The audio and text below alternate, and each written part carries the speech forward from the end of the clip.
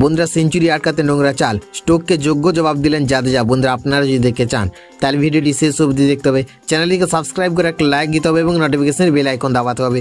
পঞ্চম ও শেষ দিনের শেষ ঘন্টায় মাঠে দেখা যায় চরম নাটক, যে নাটক ঘিরে শুরু হয়েছে বিতর্ক। ক্রিকেটের স্পিরিট নষ্ট করার অভিযোগ উঠেছে ইংল্যান্ডের বিরুদ্ধে, যা ঘরে তোলপাড় ক্রিকেট দুনিয়া। বন্ধুরা ম্যানচেস্টারে ভারত এক প্রকার হেরে যাওয়া ম্যাচ অবিশ্বাস্যভাবে ফিরে এসে ইতিহাস গড়েছে। রবীন্দ্র জাদেজা ওয়াশিংটন সুন্দরের মধ্যে রেকর্ড পার্টনারশিপের ফলে চতুর্থ টেস্ট ড্র হয়েছে। আসলে ইংল্যান্ড অধিনায়ক বেন স্টোক হাত মিলিয়ে ম্যাচ শেষ করতে চাইছিলেন, কিন্তু তখন নিজের 17 রান থেকে মাত্র 11 রান দূরে থাকা জাদেজা সেই প্রস্তাব প্রত্যাখ্যান করেন।